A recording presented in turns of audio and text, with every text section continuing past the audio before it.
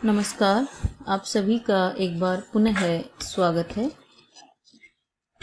आज की क्लास में हम चर्चा करेंगे जो भूकंप एक विनाशकारी आपदा है उसके बारे में।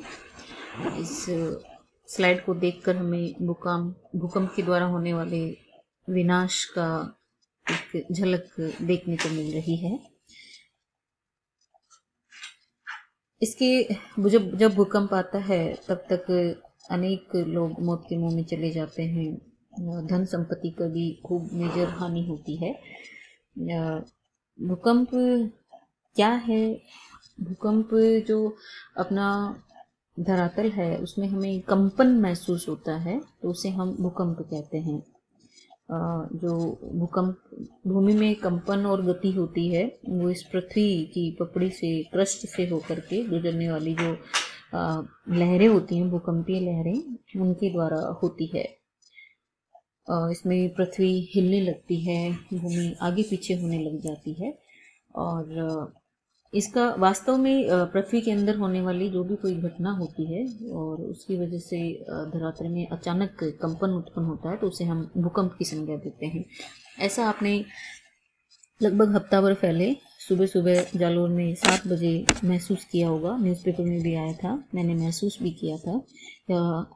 आवाज़ भी आई थी अच्छी खासी और एक बार 2-3 सेकंड के लिए हमने कंपन भी महसूस किया था। वो भूकंप है। तो भूकंप जो है एक महाविनाशकारी आपदा है। हम इससे जुड़ी हुई जो टर्मिनोलॉजी है उसके बारे में थोड़ा सा देख लेते हैं। भूमि में धरातल के अंदर से जहां भूकंप की उत्पत्ति होती है वो सेंटर जो है वो धरातल से लगभग 50 या 100 किलोमीटर की गहराई पर होता है, जिसे हम भूकंप मूल केंद्र या फोकस, मूल बिंदु हम जिसे कहते हैं। और इस बिंदु से 90 डिग्री पे बिल्कुल लंबवत जहाँ पे सबसे पहले धरातल पे भूकंप का अनुभव किया जाता है उसे हम भूकंप अधिकेंद्र या एपिसेंटर कहते हैं। ये जो मूल बिंदु होता है यहाँ पे फोकस बिंदु होता है। यहाँ से जो भूकंपीय तरंगे हैं वो पृथ्वी के अंदर चारों तरफ मूवमेंट करती हैं और ऐसी सेम सिचुएशन यहाँ पे बनती है। यहाँ से भी जो भूकंपीय तरंगे हैं वो चारों तरफ इस तरीके से फैलती जाती हैं और इस एपिसेंटर से अधिकेंद्र पे तीव्रता अधिक होती है और जैसे जैसे हम इस अधिकेंद्र से दूर जाते हैं वैसे वैसे जो कंपन की तीव्रता है, भूकंपीय लहरों की जो गति है वो कम होती चली जाती है और होने वाला नुकसान भी कम होता चला जाता है। ये है भूकंप से जुड़े हुए दो मूल बिंदु, एक तो मूल बिंदु और एक एपिसेंटर अधिकेंद्र। ये जो भूकंपीय तीव्रता है इसका मापन अपन सिस्मोग्राफ पे करते हैं। कैसे हमें पता लगता है कि भूकंप की तीव्रता कितनी थी? जैसे जालोर में जो भूकंप आया दूसरे दिन अखबार में आता है कि वो 4 तीव्रता का था। तो इसका जो मापन है वो इस सिस्मोग्राफ के द्वारा, भूकंप लेखी जिसे कहा जाता है, उसके द्वारा किया जाता है। इसको स्थापित किया जाता है धरातल पे और इसमें जो मूवमेंट होते हैं, अर्थ के कंपन जो होते हैं वो इस पेन के द्वारा, इस पेन में मूवमेंट होता है और इस पेन के द्वारा जो ये रिवॉल्विंग पेपर है इस पे ही प्रिंट हो जाता है। जो कंपन बड़े होते हैं तो मूवमेंट ज़्यादा अप डाउन इसमें शो होता है, जो मूवमेंट छोटे होते हैं तो इस तरीके की ड्राइंग बन जाती है जिससे कि हम तीव्रता का अनुमान लगा लेते हैं। अब ये भूकंपीय तीव्रता क्या है? भूकंपीय तीव्रता जिसका मापन भूकंप लेखी पे किया जाता है ये 1 से लेकर के 10 तक नंबर के बीच में होती है।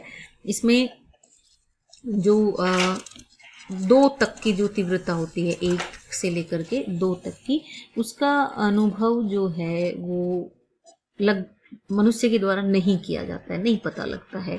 फिर 2 से 3 की तीव्रता वाली जो होती है उसका हल्का फुल्का अनुभव कुछ क्षेत्रों में होता है, चीज़ों में थोड़ा बहुत वाइब्रेशन होता है जो कभी कभी कहीं कहीं किसी स्थलों पर महसूस किया जाता है, बाकी जनरली ये भी महसूस नहीं होता। जब ये तीव्रता 3 से 4 की ओर बढ़ती है तो इस भूकंप का अनुभव होता है, वाइब्रेशन बढ़ जाता है और जो ऊपर के मकानों में, ऊपरी मंजिलों में रहने वाले जो लोग होते हैं उन्हें भूकंप का अच्छा खासा अनुभव होता है और जो लटकी हुई चीज़ें होती हैं वो हिलने लग जाती हैं। फिर जब ये तीव्रता 4 से 5 की तरफ बढ़ती है यहाँ पे, तो हल्के झटके महसूस किए जाते हैं। अधिकांश लोग इस भूकंप को अनुभव करेंगे, और रात को जब ये इससे अधिक तीव्रता 4 से अधिक तीव्रता का जब झटका आता है तो लोग जाग भी जाते हैं। खिड़की, दरवाजे, प्लेटें ये कंपन करने लगते हैं, हड़बड़ा जाते हैं, दीवारों से भी खड़खड़ाहट उत्पन्न होती है। जब ये तीव्रता 5 से ऊपर की तरफ बढ़ती है तो हर मनुष्य भूकंप का अनुभव करता है। लोग डर के घर से बाहर भागने लग जाते हैं, भारी फर्नीचर भी हिल जाता है, दीवारों का प्लस्तर उखड़ जाता है, जो चिमनियाँ वगैरह होती हैं वो भी तड़क जाती हैं। जब तीव्रता 6 तक पहुंच जाती है तो इसमें जो मजबूत इमारतें बनी होती हैं उनको इतना नुकसान नहीं होता, लेकिन जो कमज़ोर इमारतें होती हैं उनको काफ़ी नुकसान पहुंचता है। जब तीव्रता 6 से लेकर के 7 तक पहुंचती है तो साधारण इमारतें तो नष्ट ही हो जाती हैं। बढ़िया इमारतें जो बनी हुई होती हैं उनको भी थोड़ी बहुत हानि होती है। चिमनियाँ वगैरह गिर जाती हैं, कारखानों पर लगी हुई दीवारें, खंभे ये भी गिरते हैं, भारी फर्नीचर भी उलट जाता है, रेत, मिट्टी ये सब उखड़ जाते हैं। जब तीव्रता 7 से आगे बढ़ती है तो अच्छे खासे बने हुए मकान भी में दरारें पड़ जाती हैं, भूमि में दरारें पड़ जाती हैं, रेल की पटरियां टेढ़ी होती हैं, भूस्खलन होने लग जाता है। और जब ये तीव्रता 8 की तरफ बढ़ने लग जाती है तो कोई इमारत खड़ी नहीं रह पाती, पुल टूट जाते हैं, भूमि में चौड़ी दरारें पड़ जाती हैं, रेल की पटरी और भूमिगत जो पाइपलाइन होती है, नल होते हैं वो बेकार हो जाते हैं, भूमि पर ढेर बन जाते हैं, और भूस्खलन भी बड़े पैमाने पर होता है। और जैसे ही तीव्रता 8 से ज़्यादा की तरफ बढ़ती है तो पूर्ण विनाश होता है, कोई इमारत खड़ी नहीं रह पाती, वस्तुएं आकाश के उछलने लग जाती हैं, भूमि में चौड़ी चौड़ी दरारें पड़ जाती हैं और भयानक शोर मच जाता है।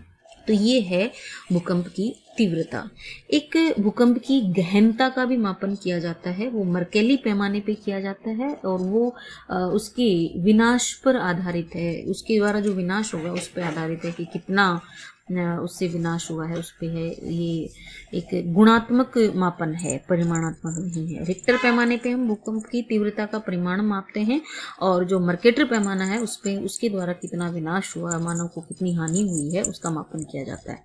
वो फर्स्ट से लेकर के 12 तक 8 से लेकर के 12 तक उसका मापन किया जाता है।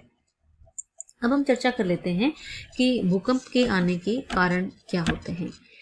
तो फर्स्ट कारण है ज्वालामुखी विस्फोट, यहाँ पे रीजन बनता है। तो देखिए पिछली कक्षा में हमने जब चर्चा की थी तो कि ज्वालामुखी विस्फोट होता है तो भूकंप भी आता है, और ऐसा भी होता है कि भूकंप के आने से भी ज्वालामुखी विस्फोट हो जाता है। ये दोनों वाइस वर्षा एक दूसरे के रिलेटेड हो सकते हैं। जब भयानक विस्फोट होता है ज्वालामुखी में तो भूमि में कंपन होता है, और कभी कभी बड़े भूकंप भी आते हैं बड़े ज्वालामुखी के फटने से।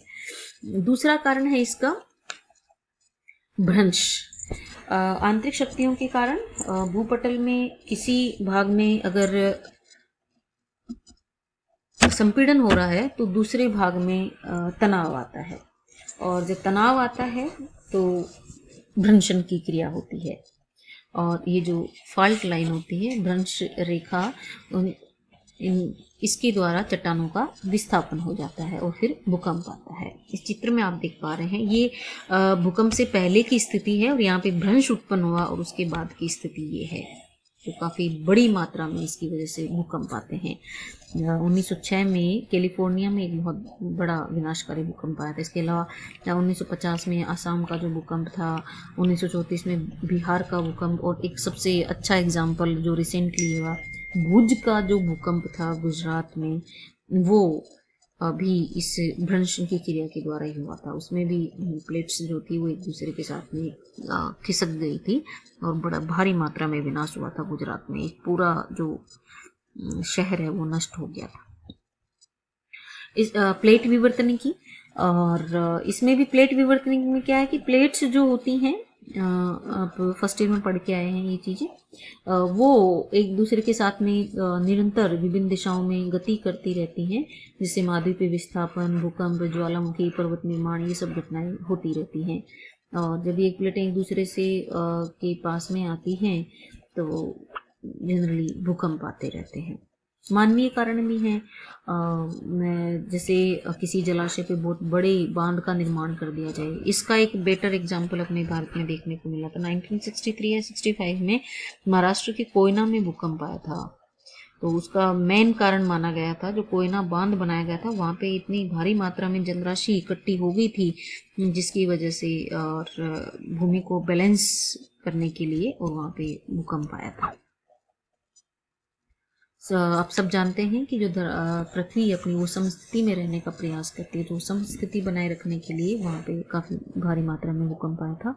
और लातूर में भूकंप आया था 1993 में, वो भी इसी तरीके का था। जो कोयना भूकंप था वो 1967 में आया था, 1967 में, सॉरी। तो ये कारण है भूकंप के आने के। आगे की जो क्लासेज हैं उसमें अपन इसके बारे में विस्तार से चर्चा करेंगे।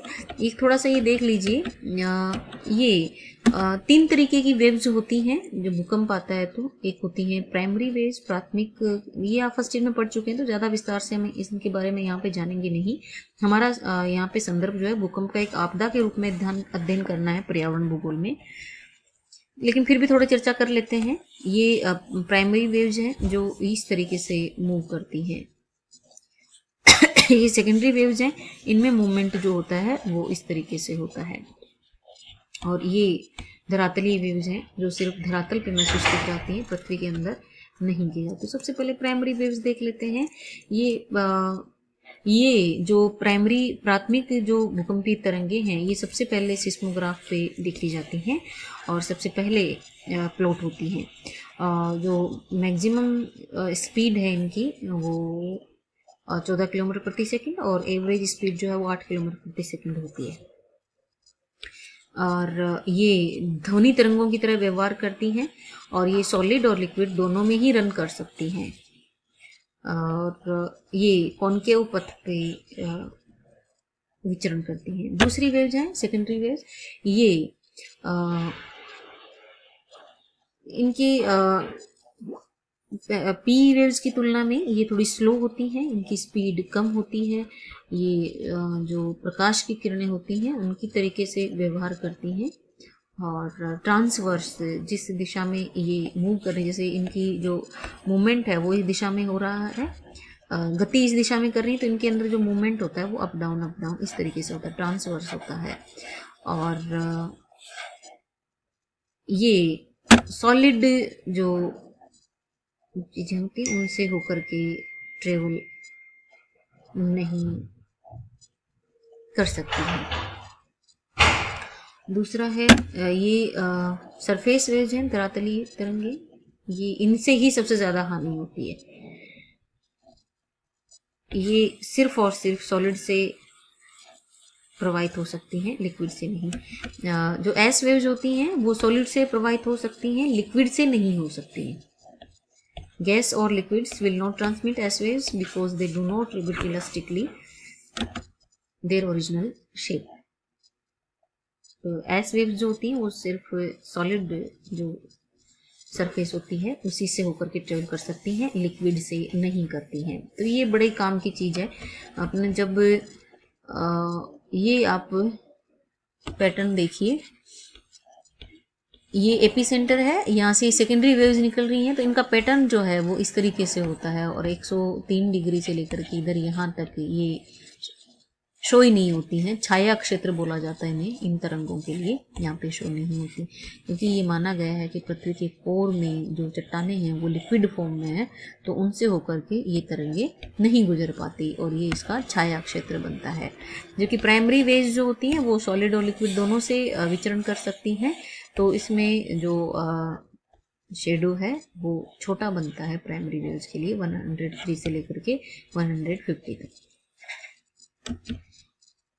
ये वेव्स क्यों पढ़ी जाती हैं? क्योंकि इनके आधार पे हम जो पृथ्वी की विभिन्न परतें हैं उनका हम अध्ययन कर पाते हैं, क्योंकि अलग अलग जो डेंसिटी वाली परतें हैं उनमें अलग अलग इनका स्पीड होती है और इनको हम क्लासिफाइड करते हैं। ये भी हम फर्स्ट ईयर में पढ़ चुके हैं। तो आज की क्लास में इतना ही, आगे की क्लास में कंटिन्यू करते हैं। धन्यवाद। बोल बेटा।